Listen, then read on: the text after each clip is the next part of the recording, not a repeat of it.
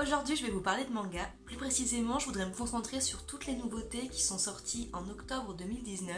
J'ai eu cette idée de concept de vidéo en fait, comme je suis libraire spé BD manga et que du coup je lis les nouveautés qui sortent chaque mois. Je m'étais dit que ce serait bien que je fasse une sorte de focus mensuel sur toutes les sorties qui, selon moi, valent vraiment le coup d'œil. Du coup, je vais être vachement sélective parce qu'il y a quand même une quinzaine de sorties par mois en moyenne. Et ça va concerner que les nouvelles séries ou les one-shots. J'espère que c'est un concept qui vous plaira. Moi, je trouve l'idée sympa. Parce que c'est vrai que parmi toutes les nouveautés qui sortent, on sait pas toujours vers quoi se diriger et qu'on a peur de faire un mauvais achat. Ou parfois, au contraire, c'est un truc que j'expérimente de plus en plus. Il y a des trucs qui, à vue d'œil, nous rebutent complètement. Mais finalement, si on fait l'effort de lire, on se rend compte que ça nous plaît. Sur ce, je vous propose de commencer maintenant. Je vais débuter avec les démarrages de séries. Il n'y a que 4 séries en octobre que j'ai pas pu lire. Je vais vous les afficher en images pour que vous voyez desquelles je parle. Si je ne les cite pas, ce n'est pas parce que je les ai pas trouvées assez bien, mais parce que du coup je les ai pas lues, donc j'ai aucune idée de si elles valent vraiment le coup ou non. Je vais commencer par vous parler d'un Kodomo. Pour ceux qui connaissent pas, les Kodomo, en gros c'est les mangas dont le public visé sont les enfants. Ce manga, c'est Zozo Zombie. Je n'ai lu que le premier, mais les tomes 1 et 2 sont sortis ensemble. Mais je vous promets... Avec d'y penser, je rigole. Ça m'a fait mourir de rire. J'ai vraiment adoré. C'est l'histoire d'un petit garçon qui doit avoir environ 8-9 ans, qui un jour se balade dans un parc et il aperçoit, je ne sais plus si c'est une tombe ou une bosse dans un bac à sable, enfin je sais plus. Et du coup il va aller voir ce que c'est.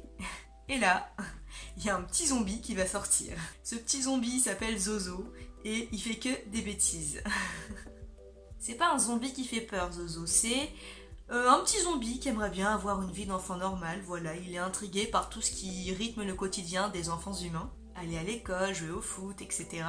Et du coup, il va suivre un petit peu partout son nouvel ami. Et chaque chapitre, en fait, c'est un enchaînement de petits sketchs, des bêtises de Zozo, mais c'est un petit régal, c'est vraiment des petits trucs absurdes, mais c'est bien trouvé, et c'est vachement mignon, et c'est grave décalé, et les réactions des personnages, ça me fait toujours mourir de rire, genre le petit garçon, par rapport à un truc qui est en train de se demander ce que Zozo est en train de faire, et là, il tourne la tête, il regarde...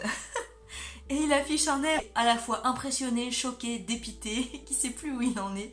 Et tu tournes la page et là tu vois ce que Zozo a fait et tu te dis. Pour vous donner un exemple, il y a un moment où que Zozo il se fait arroser et qu'est-ce qu'il fait? Il prend sa tête, il l'arrache et il les sort. Ça se trouve j'ai un humour grave pourri mais je vous jure c'est trop drôle, j'ai envie de pleurer rien que d'y penser. Mais en fait c'est des trucs auxquels tu t'y attends pas et en même temps c'est logique entre guillemets. Mais c'est tellement absurde que ça fait trop rire, c'est énorme. Ce qui est aussi hyper drôle, c'est les réactions des personnages à chaque fois, mais y compris celle de Zozo. Et je pense que je vais me jeter sur le tome 2 en revenant au boulot la semaine prochaine, parce que... pépite. La deuxième série dont je vais vous parler, c'est Earth-Gear. Pour ceux à qui ça parlerait, c'est le nouveau manga du créateur de Black Torch. C'est de la science-fiction avec un univers extrêmement bien bâti et bien pensé. Du coup, je vais me permettre de vous lire le résumé parce que sinon je vais m'embrouiller en vous l'expliquant. Il y a 2000 ans, une guerre planétaire a quasiment anéanti l'espèce humaine. La Terre n'est plus peuplée que de machines livrées à elles-mêmes. La jeune roue est élevée par Z, un robot pacifique, véritable père de substitution, qui la couvre d'attention. Leur quotidien est bouleversé par l'arrivée d'un nouveau venu, Chrome. Tout juste activé, il prend le rôle du petit frère naïf et maladroit dans leur étrange famille. Je vous lis pas la suite parce que je trouve que ça spoil un petit peu tout le reste du manga. En gros, sur la Terre, il ne reste plus que des androïdes, plus particulièrement 2 types d'androïdes, ce qu'on appelle les insane. En fait, c'est ceux qui sont programmés pour être méchants, pour tuer, pour détruire. C'est ceux qui ont provoqué la guerre sur Terre et qui ont anéanti l'espèce humaine. Et de l'autre côté, vous avez des androïdes qui sont programmés pour la recherche, pour des choses qui sont pas dangereuses. Et donc Roux, a priori, c'est la dernière petite fille de l'humanité, c'est la dernière humaine, et elle a été élevée par Z qui est un robot chercheur. Et leur quotidien va être bouleversé par la trouvaille d'un robot qui s'appelle Chrome, qui a priori est plutôt programmé pour le combat, mais il a pas l'air d'être méchant. En tout cas, c'est pas un insane a priori. Il me semble qu'il lui manque une partie de ses données mémorielles, du coup c'est un personnage un petit peu mystérieux. Mais au milieu du manga, il se passe un très gros événement qui vient bouleverser le quotidien de tout le monde, et du coup ça va lancer les personnages dans une quête pour trouver un ingénieur qui va pouvoir les aider à créer ce dont ils ont besoin. C'est donc une épopée dans un monde de science-fiction / post-apocalyptique un petit peu. L'univers est bien mis en place, tout est bien expliqué. À chaque début de chapitre, t'as une petite page qui t'explique le contexte en fait de l'univers, comment la guerre a été déclenchée, qu'est-ce qui s'est passé, etc. et c'est super intéressant. Les personnages pour l'instant sont plutôt attachants, y compris les androïdes, mais la petite roue est aussi évidemment très mignonne. Je pense que c'est une série qui a vraiment du potentiel et donc à surveiller de près. La dernière série manga que je vais évoquer, c'est un seinen. Il s'appelle Sexy Cosplay Doll. Celui-là, je vais pas vous mentir, quand je l'ai vu arriver, et en fait, je me suis surprise à adorer l'histoire. En fait, c'est un lycéen qui s'appelle Gojo, qui a été élevé dans une famille de couturiers. Du coup, il est lui aussi passionné de couture, plus spécialement de fabrication de poupées traditionnelles et de vêtements pour ses poupées en fait. C'est un hobby un peu spécial, surtout pour un garçon. Donc voilà, il assume pas trop en public. Et sa route va être amenée à rencontrer celle de Marine, qui est une autre lycéenne de son école, qui elle est plutôt une jeune fille populaire, très jolie. Et en fait, cette fille, elle est fan d'anime. Les circonstances vont faire qu'il va se retrouver à l'aider à se créer un cosplay d'un personnage de jeu érotique dont elle est fan. Commencent ainsi nos premières interactions entre les personnages et on va suivre l'évolution de leur travail. Déjà, j'aime bien le personnage principal parce que je trouve que son hobby, c'est super cool. Et à la lecture, c'est super intéressant. Moi, j'aime toujours découvrir de nouveaux domaines, de nouvelles choses en lisant des mangas. Marine, j'avais un petit peu peur de son perso, mais au final, je la trouve géniale. Cette fille déchire.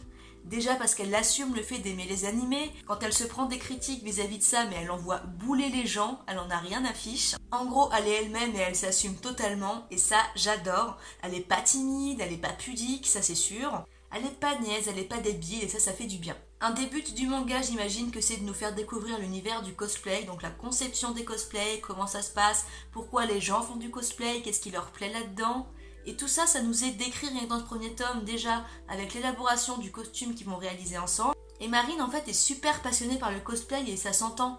Elle a un véritable amour pour le personnage qu'elle veut incarner et passionnée par le jeu auquel elle joue. Et franchement, le manga nous retransmet super bien cet aspect-là, du coup c'est super prenant. Bon, il y a un côté un petit peu décalé vu qu'elle veut cosplayer un perso d'un jeu érotique. Bon, ça rajoute un petit côté fun et puis ça démystifie le tabou autour du jeu érotique également parce que les personnages en parlent sans complexe. Quand ils en parlent, ça crée des situations assez rigolotes avec les réactions des gens autour en mode ils sont chelous ces lycéens, dis donc. Enfin bref, moi j'ai trouvé ça passionnant pour un début de série, c'est super chouette, les personnages sont sympas. Par contre, petit disclaimer, je préfère prévenir, c'est un titre un petit peu ecchi. Pour ceux qui connaissent pas, un titre ecchi, en gros, c'est un titre avec quelques planches un petit peu sensuelles, voire sexy. Alors c'est pas de l'érotique, il n'y a pas de scène de sexe, mais il y a quand même des trucs assez suggestifs. La plupart du temps, on voit, je sais pas, des poitrines ou des petites culottes qui dépassent de la jupe. Faut savoir que j'aime pas ce genre de titre en général, mais là, d'un côté ça va assez bien avec l'histoire parce que bon, à un moment il faut bien que Marine elle se déshabille, donc elle se fout au maillot de bain pour que le gars il prenne ses mensurations, tu vois, ça paraît logique. Et bon, il y a que 2-3 planches de petites culottes qui dépassent, j'ai réussi à supporter, ça va. Je préfère prévenir parce que je sais qu'il y en a qui fuient ce genre de titre, moi y compris,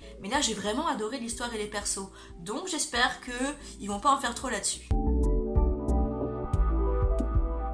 Du côté des one-shots, je vais être assez expéditif pour pas que la vidéo dure trop longtemps. Il y en a que 2 que je n'ai pas pu lire, je vous mets les images comme pour tout à l'heure. Le premier dont je vais vous parler, c'est Blue Phobia. Alors, premièrement, l'objet livre est magnifique. C'est pas vraiment un one-shot parce qu'en fait, il s'agit de 2 tomes d'une série qui ont été réunis en un seul. Ça a été écrit par une mangaka et c'est sa première œuvre et franchement, je dis pas que c'est exceptionnel, il y a quelques maladresses, mais pour une première œuvre, je trouve que c'est vraiment cool. Et l'idée est vraiment bonne derrière, en fait moi je verrais carrément cette œuvre là adaptée en film, je trouve que ça pourrait être super cool. On est dans un monde où règne une étrange maladie qui s'appelle la maladie indigo. Les personnes qui en sont atteintes en fait ont les os et le corps qui se cristallisent en saphir, je ne sais plus quoi, enfin en minéral marin qui est de couleur bleue, et donc au bout d'un moment ça finit par les tuer, forcément. Mais en fait ce cristal dans lequel ils se transforment, il est super utile parce que c'est une sorte d'énergie renouvelable, ça permet de produire de l'énergie. Au début de l'histoire, on a un jeune personnage qui se réveille dans une salle d'opération qui est amnésique, il sait plus où il est, il sait plus qui il est, du coup évidemment il essaye de s'enfuir. Il y a une jeune fille qui a de longs cheveux bleus, des mains et des jambes un petit peu bleues qui surgit et qui va l'aider à s'échapper justement. Et en gros le puzzle ça sent petit à petit, on comprend qui il est, qu'est-ce qui s'est passé, pourquoi il est là. On en sait plus aussi sur la fille, sur l'endroit dans lequel il se trouve, enfin voilà. C'est un peu le récit, comment ça s'appelle quand tu veux t'échapper d'un endroit, je me rappelle plus. Je sais qu'il y a un mot mais je sais plus. Mais en gros c'est ça, un petit peu course-poursuite, mystère, science-fiction. Ça interroge pas mal sur les limites de la médecine, de l'évolution du progrès, jusqu'où on peut aller, qu'est-ce qui est moralement acceptable et qu'est-ce qui ne l'est pas, enfin voilà. C'est assez classique mais franchement ça se lit bien et c'est vachement sympa. Mon seul regret c'est qu'il soit sorti en noir et blanc parce que je pense que en couleur il aurait juste été mais waouh. Ensuite, je vais vous parler de Mon cancer couillon, qui est un gros pavé, un one-shot qui fait 270 pages environ. C'est l'histoire d'un mangaka qui nous raconte un moment de sa vie. Il avait environ 35 ans quand il a été diagnostiqué du cancer des testicules, ce qui fait qu'il a dû rester plusieurs mois à l'hôpital. Donc il a fait de la chimiothérapie, etc. Et dans ce manga, il va nous raconter son quotidien, son rapport avec la maladie, comment ça s'est passé, comment c'était à l'hôpital, comment ça se passait avec sa femme, etc. Et c'est un témoignage pur et dur en fait sur un patient atteint du cancer. Vous allez rire, vous allez vous attacher au personnage de ce manga puisqu'il nous présente les gens avec qui il était à l'hôpital qui eux aussi étaient hospitalisés. Vous allez aussi pleurer parce que vous allez vivre ses baisses de morale, les moments où il allait vraiment très mal physiquement ou mentalement. Moi j'ai trouvé ça intéressant, vraiment émouvant. Et c'est vraiment une vraie mise en abîme de comment ça peut être quand on a un cancer.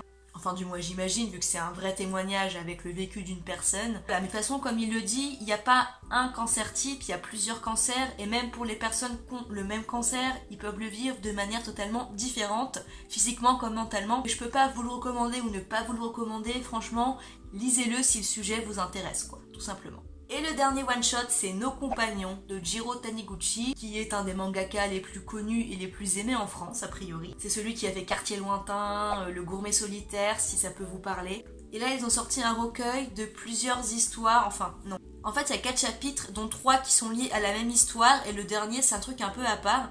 Et en fait, c'est des trucs qu'il avait publiés séparément dans des mensuels japonais, il me semble. Et c'est du Taniguchi, quoi. C'est le professionnel de la tranche de vie. C'est le mec qui sait émouvoir comme personne, avec des petits détails du quotidien, juste dans la manière dont il les raconte et dont il les présente. Ça tourne autour de nos animaux de compagnie, nos rapports qu'on peut avoir avec, qu'est-ce qu'ils peuvent représenter dans nos vies. Le premier chapitre, je vous préviens, vous allez pleurer. C'est pas un chapitre joyeux. Ça démarre avec un couple de personnes qui possèdent un chien, et en fait ce chien, il est âgé, et voilà, vous devinez un peu ce qui va se passer, et c'était pas facile. Mais en même temps, c'est bien écrit, puis bien raconté, puis on sent vraiment tout l'amour que les personnages ont pour leur chien. Je vous rassure quand même, les 2 chapitres d'après sont beaucoup plus joyeux et pour le coup font sourire. Pour le dernier chapitre, vous allez aussi pleurer, mais pas pour la même raison, et pas pour le même sentiment.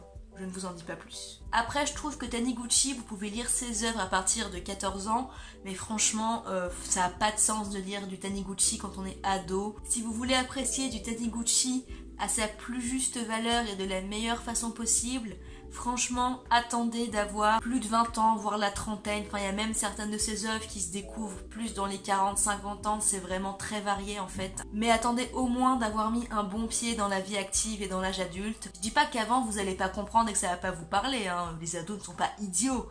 Mais voilà, c'est sa façon d'écrire, de raconter les choses, et c'est aussi la cible de ces mangas, de toute façon un public adulte. Donc moi je vous conseille, juste pour vous, pour pouvoir l'apprécier au meilleur moment de votre vie, d'attendre d'avoir environ ces âges-là.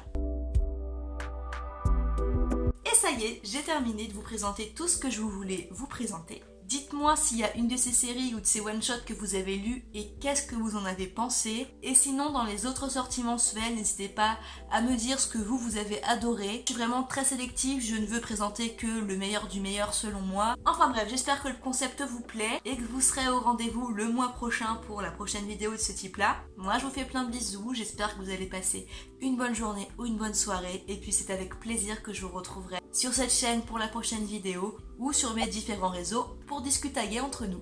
Allez, ciao!